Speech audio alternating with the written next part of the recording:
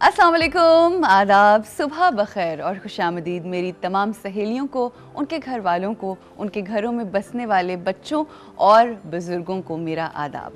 ख़वातीन हज़रात, आज का इस प्रोग्राम जो हमारा है उसका आगाज़ मैं एक बहुत अहम बात से करना चाहती हूँ।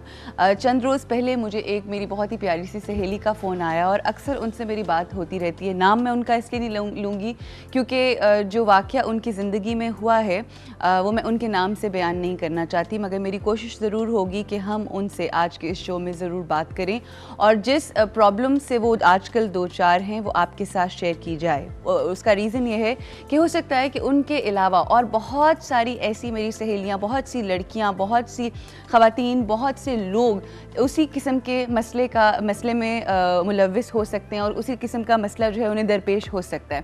ख़वातीन हज़रात, सिलसिला कुछ यूँ है कि हम सब जानते हैं कि जैसे जैसे वक्त गुज़रता चला जा रहा है हालात मुल्क के बहुत अजीब होते चले जा रहे हैं। हर इंसान की ज़िंदगी के अंदर इतने मसले मसाइल हैं, इतनी मुश्किलात हैं, इतनी प्रॉब्लम्स हैं। कुछ लोगों की पर्सनल प्रॉब्लम्स हैं, कुछ लोगों की प्रोफेशनल प्रॉब्लम है, कुछ लोगों की रिश्ते ना होने की प्रॉब्लम है, कुछ लोगों की जॉब ना मिलने की प्रॉब्लम है, कुछ लोगों का बच्चा अगर नहीं होता तो वो उसको भी एक बहुत बड़ा मसला समझते हैं। इन तमाम चीज़ों को मद्देनज़र रखते हुए हम लोग जब अपने कुरान की रोशनी में या हदीस की रोशनी में जब जानते हैं ये तमाम चीज़ें, तो मुश्किलात कौन ऐसा है इस दुनिया के अंदर जिसकी ज़िंदगी में नहीं है। मगर हम सब लोग इस कदर ज़ईफ़ुल एतक़ाद हो गए हैं कि हम हर मसले का हल यूँ चाहते हैं। हम चाहते हैं कि बस जो भी मसला है वो शॉर्टकट, किसी भी छोटे कम टाइम के अंदर आपका मसला जो है वो हल हो जाए, और ऐसा मुमकिन नहीं होता। ज़िंदगी के अंदर अगर आपकी मुश्किलात आती हैं तो अल्लाह की ज़ात अगर आपको मुश्किलें देती है तो उसके साथ साथ आसानियाँ भी आती हैं और एक वक्त होता है, एक टाइम पीरियड होता है, वो जब गुज़रता है तो तब चीज़ें ठीक होना शुरू हो जाती हैं। बट अनफॉर्चुनेटली हम लोगों के अंदर पेशेंस लेवल इस कदर कम हो चुका है, बल्कि अगर मैं ये कहूँ कि बिल्कुल ख़त्म हो चुका है तो ये बिल्कुल दुरुस्त होगा, क्योंकि हम एक दूसरे को बर्दाश्त नहीं कर पाते। हम एक दूसरे से हसद हर वक्त करते रहते हैं, हर किसी की ग़ीबत करते रहते हैं, और वो तमाम बातें, वो तमाम अहकामात जो कुरान पाक में हमें बताए गए हैं, वो तमाम वैल्यूज़, वो तमाम प्रिंसिपल्स जो हमें बारहा बताए गए हैं कुरान पाक में, उनसे हम बहुत दूर होते चले जा रहे हैं। और यही वो रीज़न है कि जिसकी वजह से आज हम वहाँ पर उस नहज पर आके खड़े हुए हैं जब तमाम उम्मत मुस्लिमा जो है, तमाम मुसलमान जो हैं, चाहे उनका ताल्लुक़ किसी भी ख़त्ते से हो, किसी भी मुल्क से हो, बहुत सी मुश्किलात से दो चार हैं। आज जिस मसले की बात मैं करने जा रही हूँ वो ये है, जैसा कि मैंने पहले ज़िक्र किया, ज़ईफ़ुल एतक़ादी। मुश्किलात होती हैं मगर उनका शॉर्टकट ढूंढने के लिए हम ये करते हैं कि हम किसी ऐसे पीर, किसी ऐसे फ़कीर के पास चले जाते हैं जिनको शायद अपनी ही ज़िंदगी का इल्म नहीं होता। और यही मसला दरपेश आया, यही मसला हुआ मेरी एक बहुत ही प्यारी सहेली के साथ। कुछ दिनों पहले उन्होंने मुझे फ़ोन किया और उन्होंने ये कहा कि मेरी पसंद की शादी जो है उसके ऊपर मेरे घर वाले नहीं मान रहे, और वो लड़का जो है वो बहुत अच्छा है और वो मुझसे बहुत मोहब्बत करता है और हम चाहते हैं कि हम शादी कर लें, मगर ऐसा सिलसिला हो नहीं पा रहा। उसका रीज़न ये है कि मेरे घर वाले उस रिश्ते के लिए मान नहीं रहे। और वो क्यों नहीं मान रहे? क्योंकि वो लड़का किसी बाहर के मुल्क में जॉब नहीं करता। एक तो मुझे इस सोच के ऊपर बड़ी हैरत आती है कि ये क्या क्राइटेरिया है कि एक लड़का जिसके पास बाहर के मुल्क में जॉब होगी तो ही आप अपनी बच्ची का रिश्ता उसके साथ करेंगे। ये क्या सौदेबाजी है हमारी रिश्तों में, जहाँ आजकल हम सिर्फ और सिर्फ मटीरियल चीज़ों के अंदर आके फंस जाते ही नहीं सोचते और ये जानने की कोशिश नहीं करते कि वो लड़का या वो लड़की जिसके साथ आपके घर का ताल्लुक जुड़ने वाला है, क्या वो एक अच्छा इंसान है या नहीं, क्या उसकी ज़िंदगी के अंदर वो मॉरल वैल्यूज़ और वो उसूल हैं जो एक अच्छे इंसान को ज़िंदगी गुजारने के लिए होना चाहिए। एनीवे, ये उसकी स्टोरी थी। और उसके बाद ये हुआ, उसने जब मुझे ये बात कही और मैंने उससे कहा कि मैं पूरी कोशिश करूँगी कि ये एक बहुत बड़ी जिम्मेदारी है कि आप किसी की गारंटी लें, एक ऐसा शख्स के जिसको आप जानते नहीं। ठीक है, मेरी उस सहेली से ताल्लुक़ तो जुड़ा, but at the same time मुझे जानना बहुत ज़रूरी है कि वो बेसिकली क्या करते हैं, क्या। तो मैंने उनसे कहा कि हम पूरी कोशिश करेंगे, वादा नहीं मगर कोशिश ज़रूर करेंगे। अभी 2 दिन पहले उनका रोते हुए मुझे फ़ोन आया और उन्होंने जब अपनी रुदाद मुझे सुनाई तो मैं लिटरली काम के रह गई। और वो बात ये थी कि उनको किसी उनकी दोस्त ने कहा कि कोई पीर साहब हैं, कोई फ़कीर हैं, कोई ऐसे आलिम हैं जो मिनटों में कुछ ऐसा पढ़ते हैं, कुछ ऐसे मंत्र पढ़ते हैं, कुछ ऐसे तावीज़ देते हैं कि जब आप वो तमाम चीज़ें करेंगी और वो तमाम अमल जब वो करेंगे आपके लिए तो आपकी ज़िंदगी का रुख जो है वो यूं करके बदल जाएगा। और ऐसा हुआ। और जब वो उनके पास गई तो उन्होंने फिर उनसे 20,000 रुपये की रकम मांगी। उन्होंने 20,000 रुपये की रकम अपनी बहन से उधार मांग कर दी और वो बहन की भी रकम नहीं थी। वो आगे से उनकी जो बहन थी उनके हस्बैंड ने अपने कुछ पैसे रखवाए हुए थे, कोई बिज़नेस के पैसे रखवाए हुए थे जो उन्होंने वहाँ से निकाल कर दिए। अब इस वक्त उनके घर में एक तो ये कि उस लड़की की कुछ नहीं हुआ। आफ्टर 15-20 डेज़ कुछ ऐसा सिलसिला नहीं हुआ, कुछ बेहतरी नहीं आई। जो भी आमिल बाबा ने पढ़ना था उसके अंदर कोई फ़ायदा नहीं हुआ।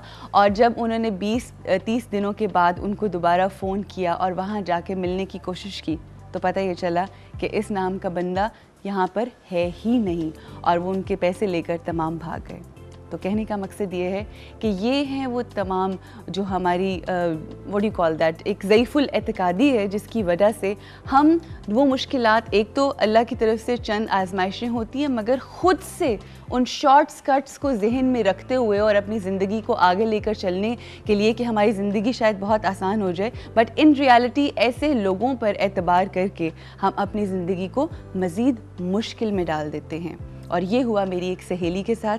ये है मेरी एक सहेली की कहानी जो उन्होंने रोते हुए मुझसे बयान की और उन्होंने मुझसे रिक्वेस्ट की थी कि आप अपने किसी शो में ये बात ज़रूर कीजिएगा। और अगर आज हुआ, इंशाल्लाह हमारी कोशिश है कि उनसे हमारा राब्ता हो जाए, हम उनको लाइन पे लेंगे और ये जो उनकी कहानी है ये उनसे ज़रूर जानेंगे। इस वक्त हमें ब्रेक लेनी है और ब्रेक के बाद आपसे मुलाकात है, मगर ब्रेक पे जाने से पहले बस ये कहें कि खुदारा सिर्फ़ और सिर्फ अपने रब पर यकीन कीजिए और उसकी तालीमात पर यकीन कीजिए। और कुरान जिसको हम बहुत सजा के जज़दानों के अंदर अपने घरों की सबसे ऊंची वाली अलमारी पे रख देते हैं, I think it's about time कि हम उस कुरान को खोलें और उसके अंदर जो लिखा है उसको पढ़ें तर्जुमे के साथ, ताकि आपको समझ आए कि उसके अंदर क्या लिखा है। जब आप जान जाएंगे तो आपकी ज़िंदगी बहुत बेहतर हो जाएगी अगर उस पर अमल किया जाए। With this note we will take a short break.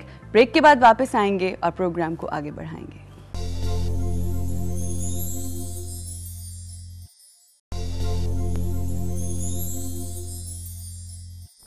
Welcome back जी, एक दफ़ा फिर खुशामदीद कहते हैं। और आज अपने इस शो पे हम एक बहुत ही टैलेंटेड इंटीरियर डिज़ाइनर और फैशन डिज़ाइनर हैं, उनसे आपकी मुलाकात करवाने जा रहे हैं। आप लोग देख रहे होंगे कि पिछले 2 हफ्तों से मेरे जो कपड़े थे उसकी बहुत अप्रिसिएशन भी आई और बहुत सारी मेरी सहेलियों ने फ़ोन करके ये पूछा कि ये कपड़े किसके हैं, हमें ज़रा उनका नाम और नंबर दें। वो चलता भी था स्क्रीन के ऊपर और मज़ीद डिटेल्स उन्होंने जानी। तो ये जी लाहौर में होते हैं एंड न्यू टैलेंट, बहुत ज़्यादा काम कर रहे हैं और जितना भी काम कर रहे हैं बहुत अच्छा कर रहे हैं। हमारे साथ हैं रज़ा शाह। अस्सलाम वालेकुम रज़ा, कैसे हैं आप? अल्हम्दुलिल्लाह, आई एम गुड। आप कैसी हैं? अल्लाह का शुक्र। रज़ा, मुझे एक चीज़, आपसे पहले हम लोग के एक डिज़ाइनर थे लाफेयर इंतसार, जो सारा मैनेज करते थे। He was not a designer but he use to coordinate. उनके साथ काम करके मुझे बहुत अच्छा लगा। वाई? बिकॉज उन्होंने इतना वो जिसे कहते हैं ना फैसिलिटेट किया और आउट ऑफ द वे जाके उन्होंने बहुत ज़्यादा सपोर्ट भी की और हर चीज़। और एग्जैक्टली सेम एक्सपीरियंस मेरा आपके साथ रहा कि मैं इनको फ़ोन करती थी कि जी हम कुछ रिकॉर्ड कर रहे हैं तो ज़रा फ़ौरन जल्दी से भिजवा दें। So you been really kind and I really like your dresses. ये सबसे पहले बताएं कि इंस्पिरेशन कहाँ से आई और कब ये सोचा कि इसी फील्ड में हम आएंगे? बिकॉज नॉर्मली ख़वातीन जो हैं उनका थोड़ा सा इंक्लिनेशन होती है टुवर्ड्स फैशन, और आपका जो है वो भी फैशन की तरफ रुख हुआ। तो कैसे, कब सोचा? बचपन से बनना चाहते थे और just happened? Actually since childhood you can say, बचपन से मुझे था कि मैं मुझे ऑब्जर्व करना चीज़ों को, कलर्स की तरफ मैं बहुत अट्रैक्ट होता था। अच्छा। स्पेशली इंस्पिरेशन जो ज़्यादा मेरी मदर की तरफ से। अच्छा, ठीक है। मैंने उनको देखा बड़ा अच्छा वो। तो आपकी मदर भी फैशन डिजाइनिंग में थी? वो फैशन डिजाइनिंग में ही थी। ठीक है। और काफ़ी अर्सा वो करती नहीं, फिर उन्होंने क्विट कर दिया। अच्छा। तो उसके बाद फिर 4 years back I started from an exhibition. अच्छा। और आई वाज नॉट 4 साल हो गए? 4 साल हो गए। सही। और आई वाज नॉट एक्सपेक्टिंग कि मतलब इतना अच्छा रिस्पांस मिलेगा। सही। आपको क्या आपको क्यों लगता है कि बहुत अच्छा रिस्पांस मिला? बिकॉज आपका फैब्रिक अच्छा था, आपकी कलर स्कीमिंग अच्छी थी, या मोटिव्स, किस चीज़ के ऊपर ज़्यादा फोकस होता है? हर चीज़ को ही लोगों ने अप्रिशिएट किया, मटेरियल को भी अप्रिशिएट किया, एम्ब्रॉयडरी को भी। लेकिन मुझे बिल्कुल नहीं था कि एकदम मैं करूँगा और इतना अच्छा रिस्पांस मिलेगा। फिर मैंने आगे उसको कंटिन्यू किया। और जो वर्कर्स, मेरे कारीगर जो थे, उनको टेम्परेरी मैंने रखा था, फिर उनको परमानेंट किया। अच्छा। फिर इस तरह करते करते फिर अल्लाह का शुक्र है अब तो बहुत अच्छा मैनेज हो गया है। अच्छा, कौन आपकी इंस्पिरेशन रहा आपकी मदर के अलावा? कोई जी। हमारे मुल्क ने जिस तरह से हम सब जानते हैं कि 10-15 सालों में बहुत तरक्की की और फैशन इंडस्ट्री बहुत ज़्यादा फ्लरिश की, बहुत ज़्यादा। तो कौन ऐसे आपके हैं, मतलब जिसे कहते हैं ना फैशन आइकॉन्स, कौन से हैं जिनको आप फॉलो करते हो? सीनियर्स का सबका काम अच्छा लगता है, लेकिन ये कि जैसे मुझे I have already told you कि मुझे बचपन से ही इसका बट कुछ ऐसे लोग होते हैं ना जिनको यू लुक अप टू कि हाँ यार ये अच्छा डिजाइनर है। उमर सईद का काम मुझे बहुत पसंद है। उमर सईद, HSY और काफ़ी सारे नाम हैं। जितने भी लोग हैं अच्छा काम कर रहे हैं, मेहनत से कर रहे हैं और लोग अप्रिशिएट कर रहे हैं। अच्छा, now this is a difficult one. The question is कि ज़ाहिर है आपने कहा बहुत सारे लोग हैं, बहुत लोग काम कर रहे हैं और कंपटीशन, ज़ाहिर है आप लोग जब मर्द काम करते हैं, खैर औरतें भी आजकल उतना ही प्रोफेशनली काम कर रही हैं जितना मर्द करते हैं, मगर ज़ाहिरी बात है कि औरतों का ये होता है कि हस्बैंड्स भी साथ होते हैं तो वो एक साइड उनका पैरेलल चल रहा होता है, मगर आप मर्दों के लिए होता है कि it's a full fledged business. ठीक है, तो सवाल मेरा आपसे ये है कि ऐसा कभी होता है कि ख़वातीन, बिकॉज हर तरफ एक गली है ना, अगर तो 2 घर छोड़ के एक औरत ने ज़रूर कपड़े बनाने का कोई ऐसे लॉन का काम शुरू किया हुआ है। आपसे सवाल ये है कि किस तरह से आपका काम जो है बाकी तमाम लोगों से, जो इस वक्त इवन हमारे लीडिंग फैशन डिज़ाइनर्स हैं, आपका काम किस तरह से मुनफरिद है और मुख्तलिफ है उन लोगों से? जी, ये तो मतलब इस चीज़ पे तो मैं यही कहूँगा कि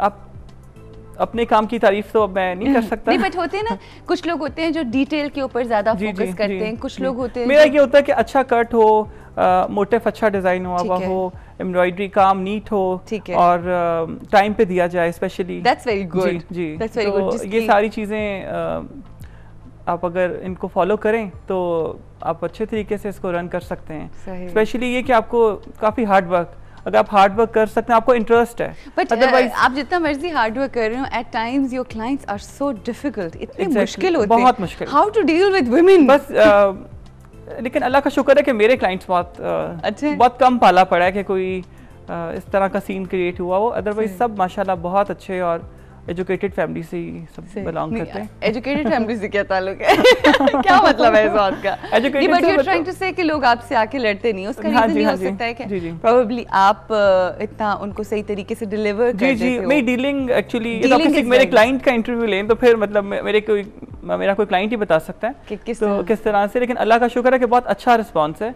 कभी मतलब इस तरह की कंप्लेन नहीं हुई और मैं मैनेज कर लेता हूँ। कभी मुझे ये नहीं हुआ कि आप दोबारा क्यों कंप्लेन कर रहे सही। हैं। अब जब तक कि क्लाइंट की तसल्ली नहीं होती तब तक मैं मतलब अच्छा चलें, इन्होंने कहा कि क्लाइंट से पूछना पड़ेगा, मैं भी आपकी क्लाइंट हूँ अब तो। But no, you have done a great job, बहुत अच्छा है, और इंशाल्लाह we will continue taking clothes from you. और आपका शुक्रिया कि आप आए। थैंक यू सो मच, आपके बुलाने का शुक्रिया। नहीं, here we have to take a short break। Break के बाद वापस आएंगे और आपसे कुछ बातें करेंगे और कुछ और गेस्ट्स हैं जिनसे आपकी मुलाकात करवाएंगे।